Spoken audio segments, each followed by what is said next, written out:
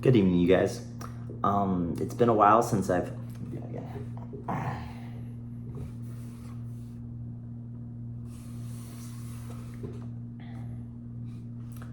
Good evening, you guys. It's been a while since I've done something like this, but I want to start making it a habit for myself and for you guys to do this.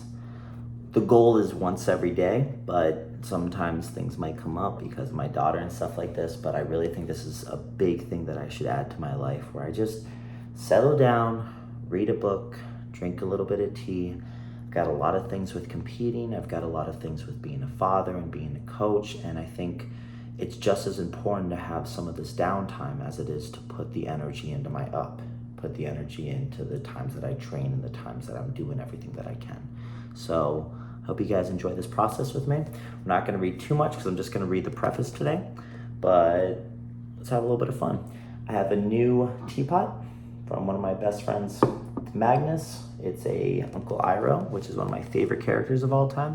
And tonight we're going to be drinking some stress-free rose and mint tea. I hope you guys enjoy. We're starting off with Robin Hood. I've always heard of this story, but I never really got into it or read it. So I'm excited to see how the original Robin Hood is, because I know there's a bunch of different ways that they talked about it. So let's see what we got. Preface. Once upon a time, the great mass of English people was unfree. They could not live where they chose, nor work from whom they pleased. Society in those feudal days was mainly divided into lords and peasants. The lords held the land from the king, and the peasants or villainous were looked upon as part of the soil and had to cultivate it to support themselves and their masters. If John or Dick, thrall of a manor, did not like the way in which the lord or steward treated him, he could not go to some other part of the country and get work under a kinder owner. If he tried to do this, he was looked upon as a criminal, to be brought back and punished with a whip or branding iron, or cast into prison. When the harvest was plenteous and his master was kind or careless, I do not think the peasant felt his serfdom to be so unbearable as the other times. When, however, hunger stalked through the land, and the villain of his family starved, or when the lord was of a stern or exacting nature, and the serf was called upon to do excessive labor, or was otherwise harshly treated, then, I think, the old Teutonic or Welsh blood in the English peasant grew hot, and he longed for freedom. The silence and green piece of forest land stood in those days, along many a league where now the thick yellowing corn grows, where the cows roam over the rich pastures, or even where today the bricky suburbs of towns strangled over the country. Such forests must have been places of terror and fascination for the poor villain who could see them from where he delved into his fields.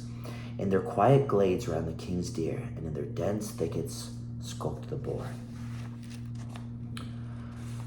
Creatures whose killing was reserved for the king and a few for his friend, the great nobles and the princess of the church. A poor man, yeoman, or peasant found slain one of the royal beasts of the forest was cruelly maimed as a punishment. Or if he was not caught, he ran and hid deep into the forest and became an outlaw. A wolf's head, as the term was. And then any one might slay him that could. It was in such conditions that Robin Hood lived and did deeds of daring such as we read in the ballads and traditions which have come down to us. Because his name is not to be found in the crabbed records of lawyers and such men, some people have doubted whether Robin Hood ever really existed. But I am sure that Robin was once very much alive. It may be that the unknown poets who made the ballads idealized him a little. That is, they described him as being more daring, more successful, more of a hero, perhaps than he really was. But that is what poets and writers are always expected to do. The ballads which we have about Robin Hood and his band of outlaws number about 40. The oldest are the best because they are the most natural and exciting. The majority of the latter poems are very poor. Many are tiresome repetitions of one or two incidents, while others are roughed, doggerel rhymes without spirit or imagination. In the tales which I have told in this book, I have used a few of the best episodes related to the ballads, but I've also thought out other tales about Robin. I've added incidents and events which have been invented so as to give a truthful picture of the times in which he lived. Just as Arthur was the hero of the knightly classes of England in feudal times, so Robin Hood was the hero or popular figure among men of the poorer sort. The serf and the yeoman were tied to their fields and their unvarying round of labor by the shackles of custom. Any offense against the laws was visited with swift and harsh punishment. It was sweet, therefore, in hours of leisure, to hear songs about the bold outlaw, Robin Hood, who had once been as bound and set laws as they, but who had fled to the freedom of the forest, where with cool, daring, and thrilling effrontery he laughed to scorn the harsh forest laws of the king, and waged war upon all those rich lords and proud prelates who were the enemies of humble folk. Nor are the virtues ascribed to Robin Hood by the makers of the ballads inferior to those which were said to be possessed by King Arthur. Certainly Robin was a robber, but his great redeeming features were gentleness and generosity.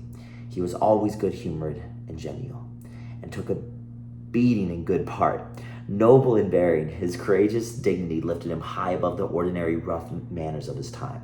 Then, too, he was religious, and had especial reverence for the Virgin Mary, and for her sake he treated all women with the greatest of courtesies, and would not harm any who were in their company.